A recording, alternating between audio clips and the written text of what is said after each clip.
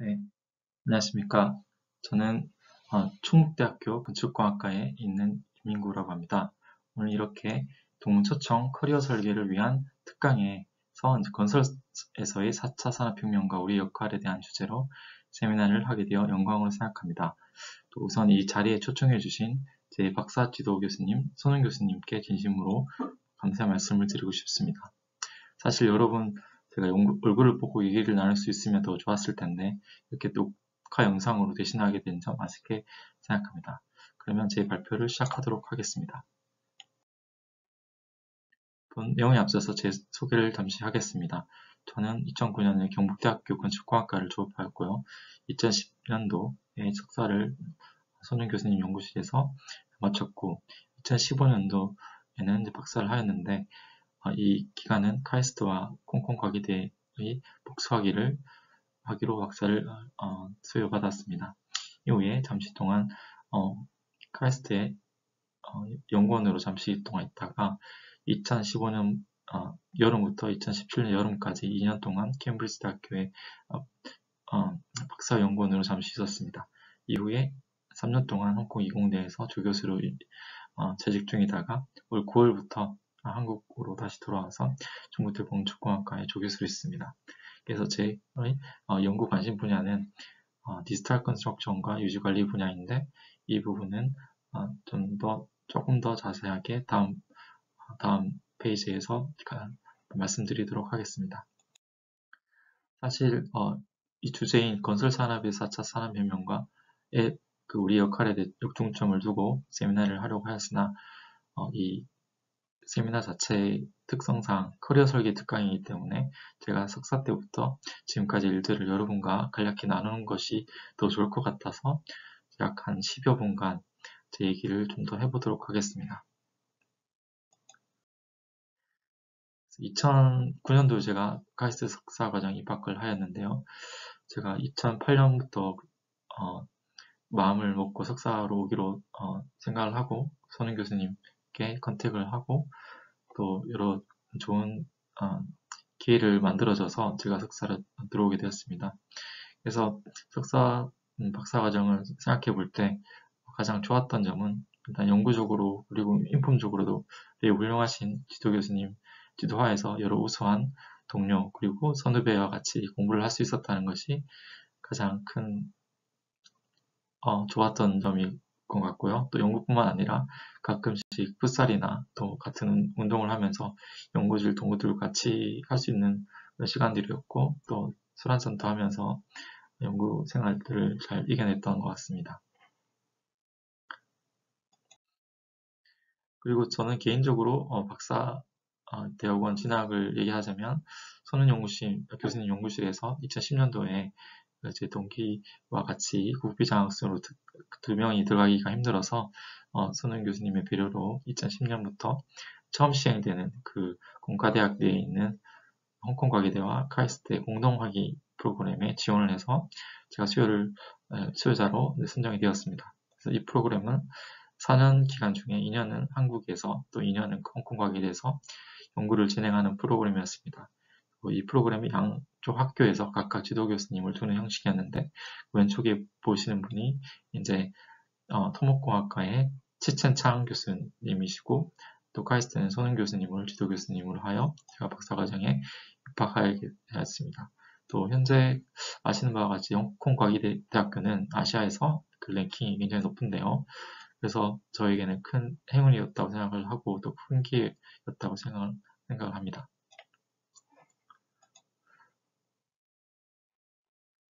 그래서 2012년부터 2014년 동안 거의 2년하고 2개월 정도 홍콩에서 지냈었는데요. 홍콩 과기대학교는 일단은 캠퍼스가 굉장히 아름답게 되어 있는데 그 캠퍼스 바로 앞에 바다가 보이고 그 광경들을 엄청 좋은 광경들이 있습니다. 그래서 공부하기 적합한 환경을 가지고 있지 않나 생각됩니다. 이 바다만 있으면 굉장히 좀 공부하기가 힘들 수 있는데 그 근처에 지하철역에 가려면 20분 정도 버스를 타고 가야 해서 거의 모든 시간을 캠퍼스에서 보냈습니다.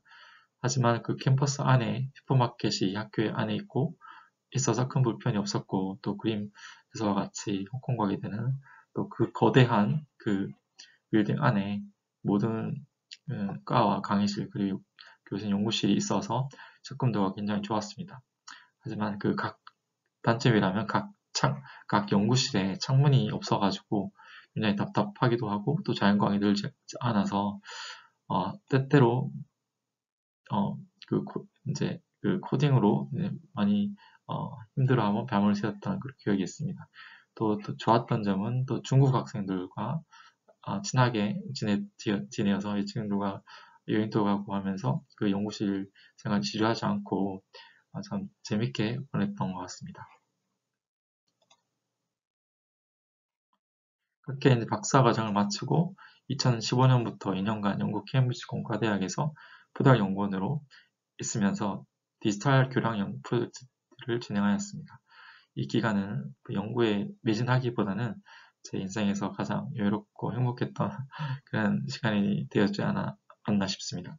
보시는 그림은 제가 살던 집 앞에 있는 그 공원과 그리고 테니스 코트, 그리고 캠브리지에서 가장 핫한 장소 중에 하나인 킹스 칼리지를 보여주고 있습니다. 그래서 연구실 대학원생 모두가 경험을 해보니 굉장히 똑똑한 친구였고 굉장히 적극적인 그런 성격을 가지고 있었습니다. 그리고 학부생들도 수업 참여도도 높았고, 또 토론식의 그런 교육을 선호하는 것을 알게 되었습니다.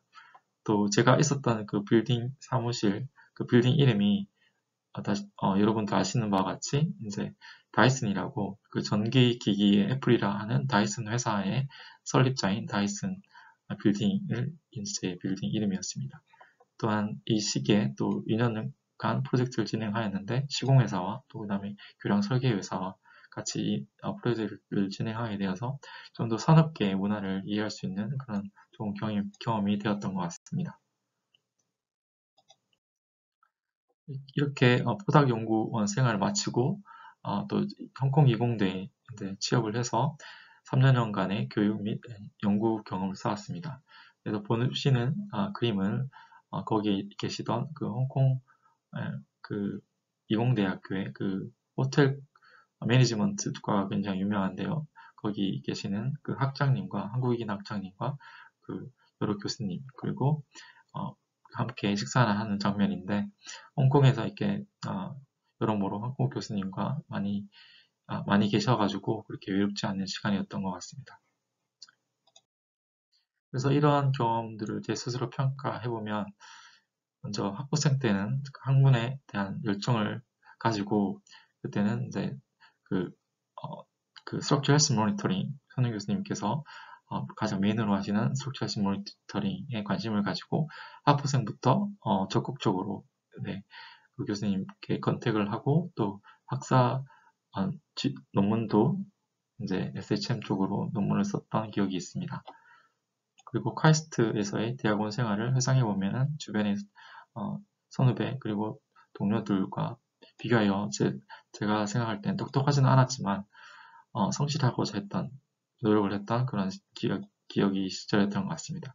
그리고 2012년부터 2014년에는 온전히 연구에 매진할 수 있는 그 환경이 조성되어 있어가지고 학문적으로 뭐 여러 가지 쾌감이라든지 논문이 억셉되는 그런 좋은 일들이 많이 있었던 것 같고, 또 그 중국 학생들과 또 여러 새로운 문화들을 경험할 수 있었던 것 같습니다. 또 이후에 박사를 졸업하고, 또 굉장히 제가 2015년도 그 봄이랑 여름까지 좀 힘들었었는데요. 왜냐하면은 경제난으로 인해서 연구소에 취업하기도 굉장히 어려웠던 그랬었는데, 운이 좋게도 캠브리지 대학에서 포닥 자리를 구할 수 있었습니다. 그래서 그 다음에 영국에서는 이제 경쟁보다는 일단 여러 가지로 여유 있는 그런 문화와, 그 다음에 또 프로젝트도 이렇게 논문을 요하는 그런 프로젝트가 아니었기 때문에 좀 더 커피 한 잔을 여유를 가지는 그런 시간이었던 것 같습니다. 그 다음으로 이제 홍콩으로 갔었고, 그리고 올해 여름까지는 거의 3년 동안 이제 홍콩이 굉장히 교육적으로 이제 학구열도 높고, 또 학교에서 그 원하는 실적 능력도 굉장히 높아서 그 압박 속에서, 경쟁 속에서 그래 살았던 것 같습니다. 그래서 이번 학기부터 한국 학교로 자리를 옮길 수 있어서 또 모국이기도 하고 또 여러 가지로 음식과 모든 면에서 굉장히 만족하며 지내고 있습니다. 그래서 지금은 보다 실용적인 학문을 하려고 하고 있고 또 학생들의 교육에 또 관심을 가지고 생활하려고 노력 중에 있습니다. 그래서 지금까지 박사과정을 포함해서 10여 년 동안 연구를 하면서 그게 유학을 하면 거의 4가지 분야로 생각할 수 있는데 이게 첫 번째부터 세 번째 분야는 레이저 스캐닝 분야로 먼저 이제 첫 번째 분야는 프리캐스트 부재, 흔히 프리팹 부재라고 하는데 프리팹 부재 형상 관리 분야를 하였습니다.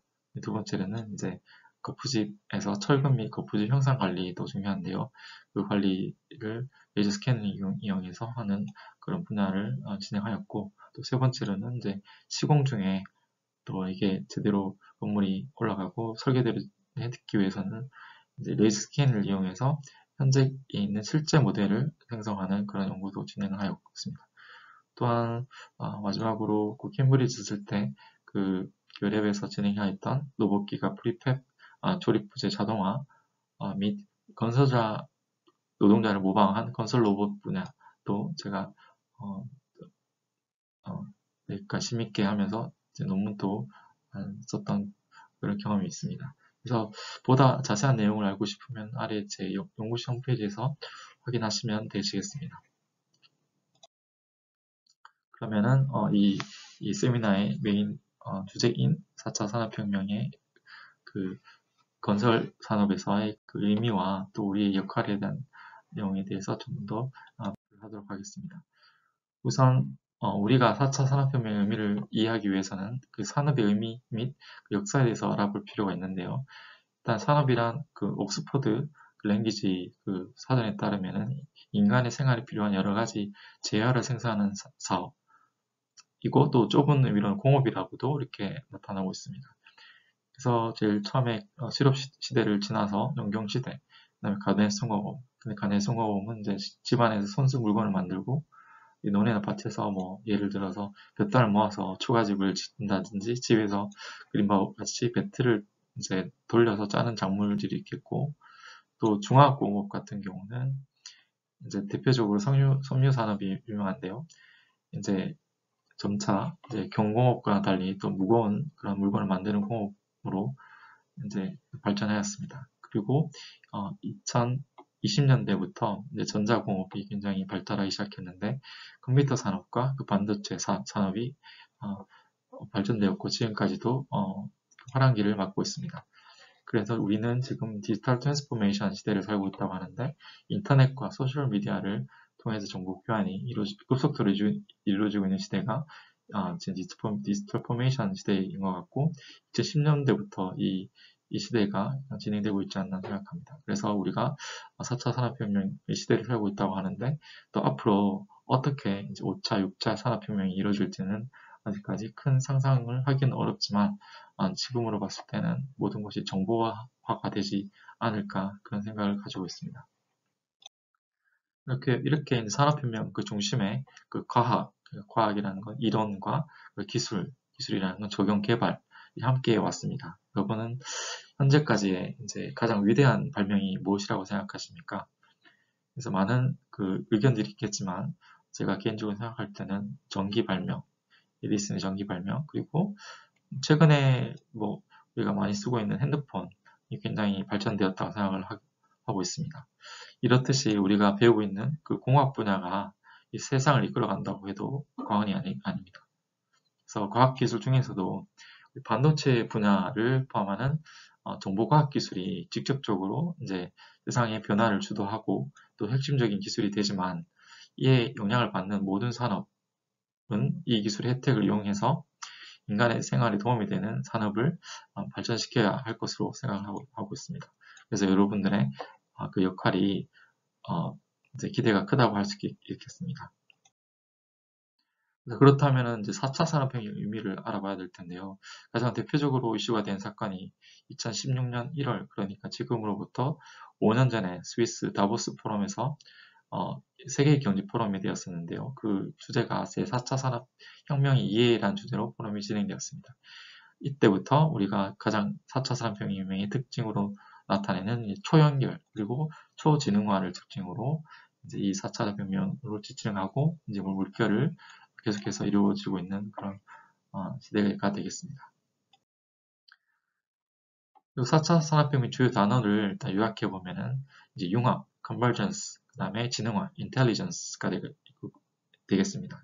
또 이를 가능하게 한 주요 기술로서는 인공지능, AI, 그리고 산물 인터넷, 그리고 로봇, 그리고 디지털 트윈 같은 그런 기술이 있겠습니다. 그래서 오늘 제가 뒷부분에 조금 더 자세하게 개념적으로 이제 같이 이제 나누고자 하는 부분은 인공지능 부분과 웨어러블 센싱, 그리고 디지털 트윈에 대해서 간략히 의미를 제가 알려드리도록 하겠습니다. 먼저 2017년에 국제무역원에서 발표한 제4차 산업혁명을 선도하는 국가 리스트를 이제 선정을 하였는데요. 1위는 싱가포르가 선정되었습니다. 그리고 미국이 3위가 되었고, 이 중에서 가장 눈여겨보아야 될 점이 이제 싱가포르가 되겠는데요.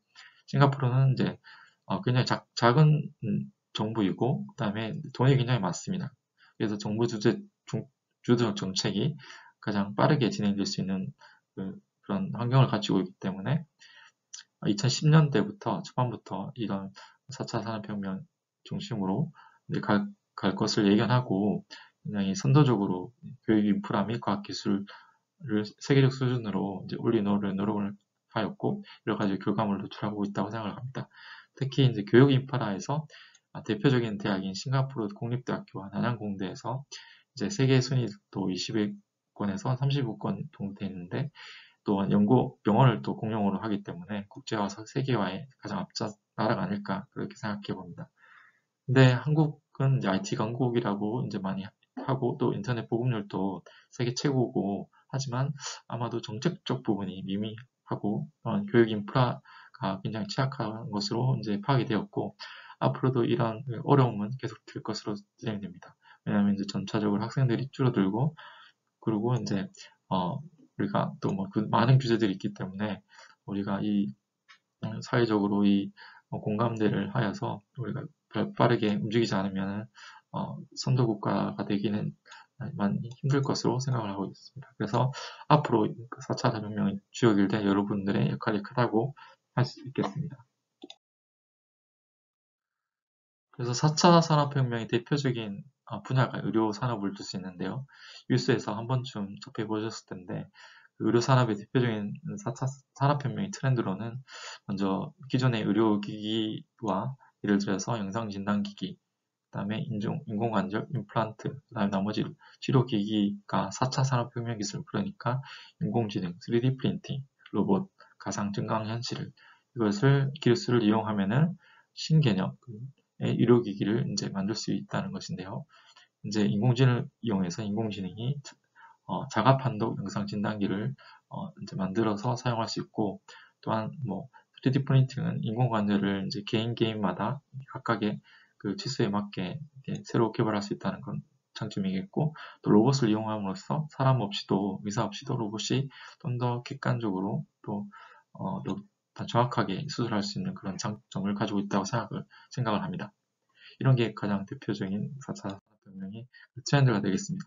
그래서 국내 건설 산업 동향은 어떻게 우리가 대처하고 있는지를 우리가 알 필요가 있는데요. 건설 분야에서도 이 현재 흐름에 맞춰가려는 그런 정책들이 많이 나오고 있는데 그 대표적인 예가 제6차 건설기술진흥 기본계획으로 2025년까지 스마트 건설 자동화 등 스마트 건설 기술 개발을 목표로 진행 중에 있습니다. 그래서 그 목표가 생산도 40% 향상 그리고 안전 사망 사고율을 30%로 감소하는 것이 목표입니다. 하지만 지금까지 노동 생산력 및 안전사고 추이를 봤을 때는 이 단기간에 이렇게 그 계획된 그 목표들을 이룰 것이라고는 생각이 들지 않지만 우리가 또 동기 유발을 하는 측면에서 또 긍정적인 영향도 있다고 생각합니다.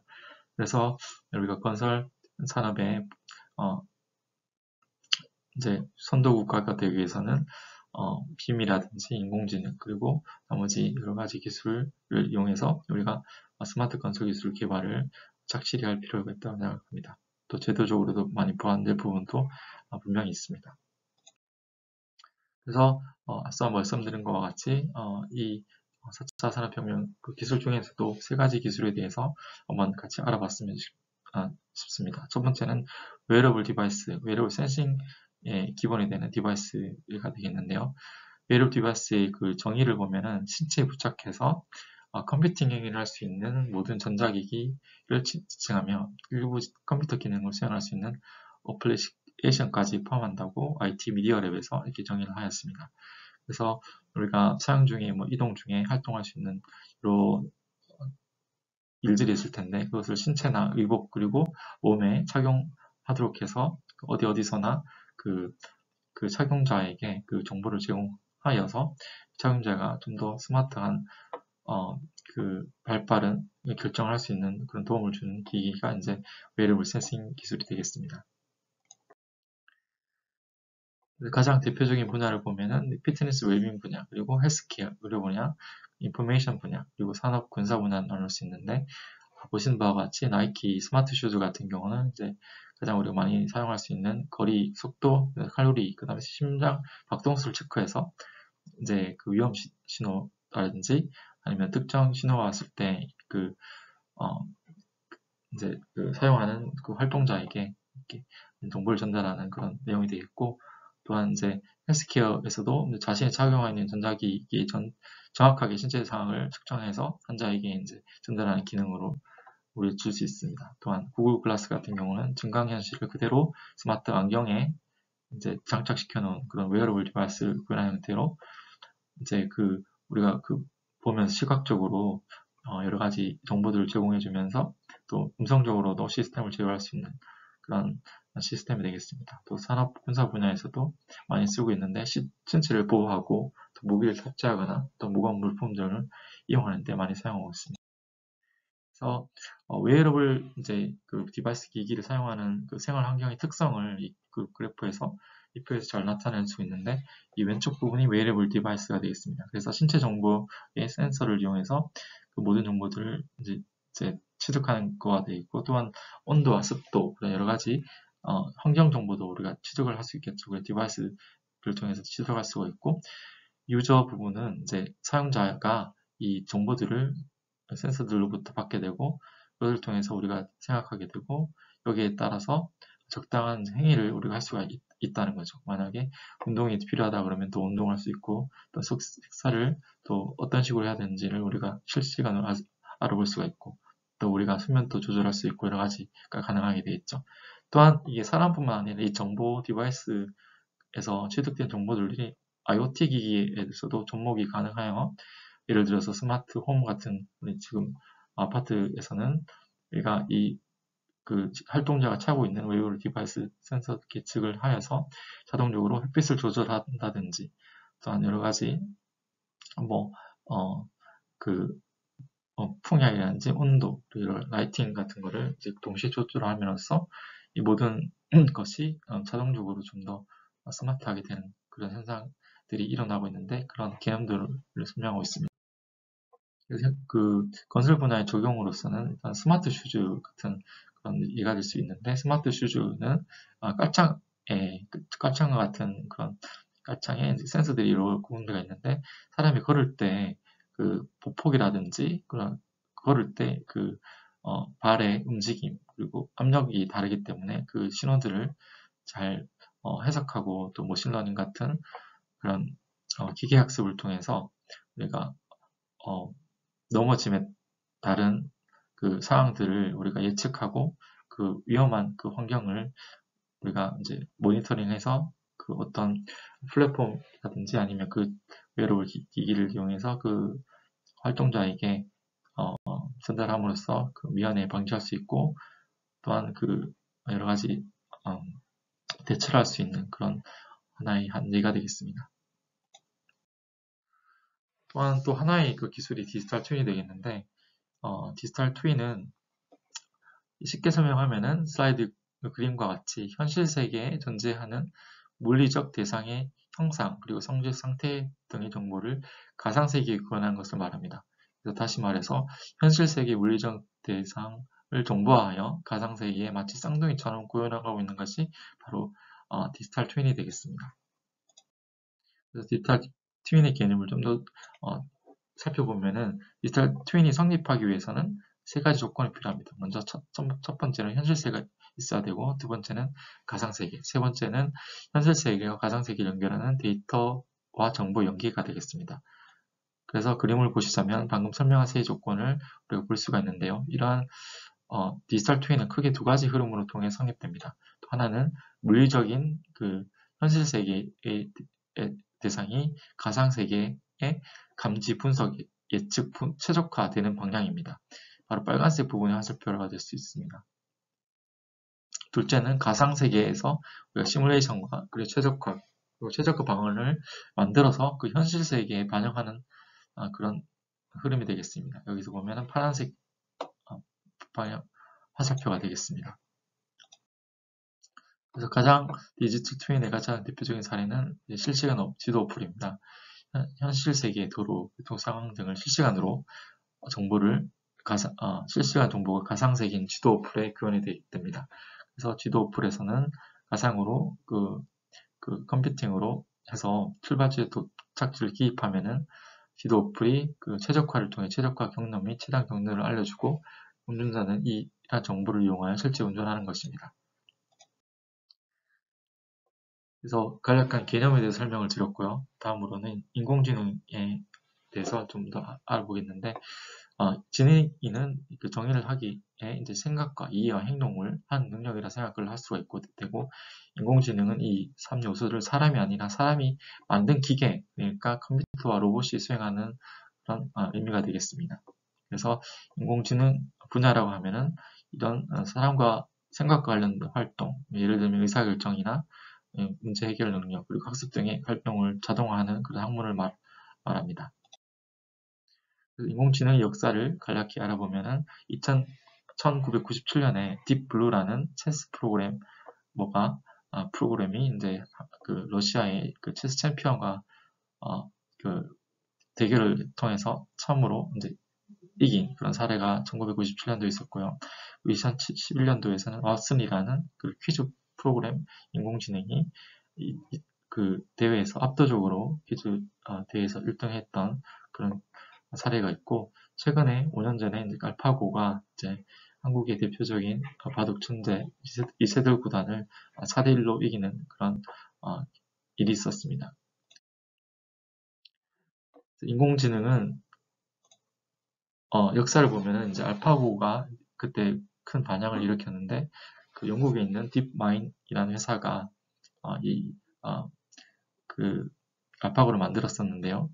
기본적으로 기계학습과 변형 처리를 구현하여서 알파고를 만들었고, 이 현재는 딥마인드라는 회사가 구글에 5천여 원의 합병으로 이제 구글 자회사가 되었고요. 이 당시에 알파고가 4대1로 이겼는데, 이 당시에 이세돌 바둑 기사가 절대 질린다고 생각을 하지 않았는데, 알파고는 이제 언제 어디서든지 계속적으로 학습을 가능하기 때문에 그 이세돌 구단이 이제 관과한 것이죠. 그래서 그 가장 인공지능의 주요 기술은 기계학습이 되겠는데요. 기계학습은 이제 컴퓨터가 이제 학습 기반으로 외부 주어진 데이터를 통해 스스로 학습하는 그런 특성이 있습니다. 그래서 여러 가지 정말 큰 데이터가 현재 이제 컴퓨터가 굉장히 기술 발전함으로써 데이터 용량이라든지 여러 분석 기술들이 있음으로 해서 그 데이터를 가공하고 또 새로운 정보를 얻어내어서 미래를 예측하는 그런 핵심적인 기술이 이제 머신러닝이 되겠습니다. 그 다음으로는 인공지능과 머신러닝 그리고 딥러닝과의 상관관계를 볼 수가 있는데, 여기 중간 부분이 이제 머신러닝이고 좀 더 복잡한 세계를 지닌 이 딥러닝이 되겠습니다. 그래서 이제 사람처럼 경험으로부터 학습하는 기계를 개발하는 것이고, 또 데이터로부터 모델을 만드는 그 기술이 이제 기계학습이 되겠습니다. 그래서 모든 것을 좀 더 종합해서 말씀을 드리면, 제 생각에는 BJ 일자리에 필요한 능력이 기존의 21세기 교육 전문가들이 제시한 방법과 일맥상통한다고 생각을 하게 되는데요. 그 모델이 이제 포시 교육이라고 합니다. 첫 번째가 이제 비판적 사고, critical thinking, 두 번째가 communication, 그리고 세 번째가 collaboration, 그 다음에 그 세 개의 특성들이 잘 구현이 됐을 때 이 창의성이 구현이 된다고 이게 교육자들이 얘기를 하고 있습니다. 그래서 저도 마찬가지 동의를 하는 게 지난 10년 전간의 여러 경험들을 통해서 일단은 자기 좋아하는 분야를 찾았고 그 연구를 하는 과정에 항상 왜 그럴까, 그리고 원리를 이해하는 그런 자세와 그 다음에 또 지구력으로 그것을 알고자 하는 그게 굉장히 중요하게 되겠고요. 또한 혼자로는 그 생각이 확장이 되기가 힘든데 또 주변의 동료들과 의사소통을 하는 능력이 굉장히 중요하게 되겠고 또 협동하면서 그 문제를 해결하는 것도 굉장히 중요하게 되겠습니다. 논문을 쓸 때도 내가 가지고 있는 능력 외에 다른 동료들이 가질 수 있는 능력이 더 큰 장점들이 굉장히 많기 때문에 그 협동을 하면은 보다 좋은 논문이 만들어질 수 있다고 생각합니다. 또 실례로 네이처에 그래서 실리는 그런 논문들은 거의 다 10명이 넘을 정도로 협동 그리고 데이터가 굉장히 방대한 데이터에 대한 그런 실험과 이런 논문이 되겠습니다. 그래서 우리가 이제 이 시대를 살아가기 위해서는 창의성이 굉장히 중요한데 일단 이 세 가지 비판적 사고, 그다음에 의사소통 능력, 그리고 협동 능력이 굉장히 중요하다고 생각합니다. 또 개인적으로 또 현 시대를 살아가는 필요한 능력이 어떤 것이냐면 바로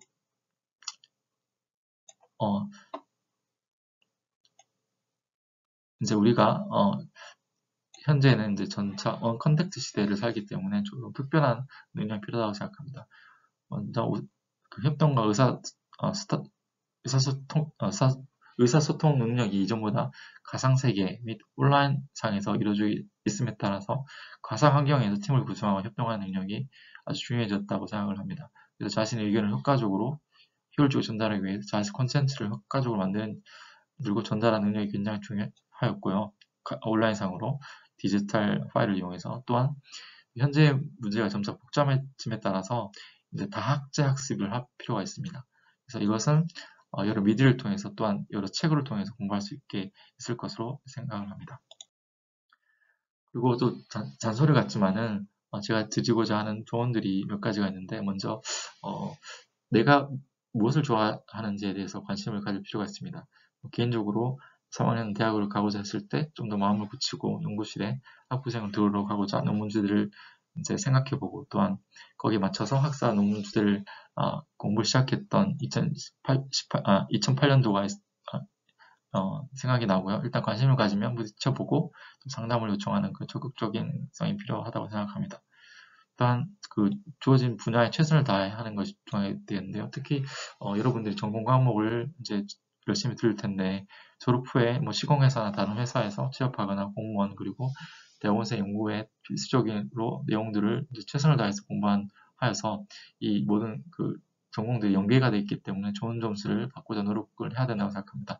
또한 전공 과목은 또 왜 배워야 되고 또 그 적용 분야가 어떤 것인지를 명확하게 생각하고 이제 공부를 하게 되면 부여가 유발되지 않나 생각을 하고요. 또한 요즘 시대는 이제 프로그래밍 시대가 되겠습니다. 그래서 인공지능과 같은 AI와 딥러닝 부분은 이제 모든 공학 분야의 기본이 될 수 있다고 생각을 해서 프로그램을 지금부터 조금씩 배워 나가서 이제 어느 정도 자기가 원하는 생각의 아이디어를 구현할 수 있는 정도는 돼야 된다고 생각합니다. 네 번째로는 인터넷 시대이지만 책을 읽는 것을 게을리 해서는 안 될 것 같습니다. 현재 시대는 많은 미디어가 있는데 그 중에서 유튜브가 굉장히 독보적인데요. 이 다량의 정보를 무분별하게 받아들이게 되면은 이제 우리가 너무 생각을 하지 않고 또 오락성으로 많이 빠지게 된다고 생각합니다. 그래서 이게 또 우리가 서로 소통하는 능력과 협동하는 능력을 저하시킬 수 있지 않나 생각을 들고요. 그렇게 하기 위해서는 이제 우리가 책을 많이 읽을 필요가 있을 것 같은데 이제 고급 정보를 이제 압축해서 모아놓은 것이 책이잖아요. 그래서 여러 전문가의 간접 경험들을 책을 통해서 이제 할 수 있어가지고 우리가 이제 스스로 깨닫고 사고하는 능력을 책을 통해서 길러줄 수 있지 않을까 생각을 합니다. 그리고 이제 마지막으로 추천하고자 하는 책이 있습니다. 이 4차 산업혁명 관련해서 제가 두 책을 조금 읽어봤는데 이 첫 번째 책인 4차 산업혁명 건설산업의 새로운 미래라는 책은 이제 현재 건설산업의 트렌드 및 발전 방향을 개괄적으로 제시한 책으로 여러분들이 흥미를 돋울 수 있고 쉽게 이해할 수 있는 그 책이 될 것 같습니다. 두 번째로는 에이트라는 책인데 이 에이타 쓴 작가는 미래 사회는 인공지능에게 지시를 내는 계급과 그리고 인공지능의 지시를 받는 계급으로 나뉜다고 이렇게 얘기를 합니다. 우리가 생각하는 것 이상으로 미래 사회 그리고 선진 기업들은 인공지능이 몰고 올 미래를 아주 역동적으로 이제 준비하고 있으며 우리나라는 많은 사람들이 아직 인식조차 하지 못하고 있는 설정으로 제가 이해를 하고 있습니다. 그래서 이 책을 읽으면서 전 세계적으로 4차 산업혁명을 어떻게 대비하고 있는지, 국가적으로 어떻게 대비하고 있는지에 대해서 알 수 있을 것이며 또 개인적으로도 나는 어떻게 이 시대를 대비해야 될지도 한번 생각해 볼 수 있는 그런 시간이 되지 않을까 이렇게 생각합니다. 그래서 이제 이상으로 오늘 발표를 마치겠습니다. 그래서 혹시 뭐 질문사항이 있으면은 제 메일로 그 질문을 주시면 제가 성실히 답변을 드리도록 하겠습니다. 그러면 이제 경청해 주셔서 대단히 감사드립니다. 감사합니다.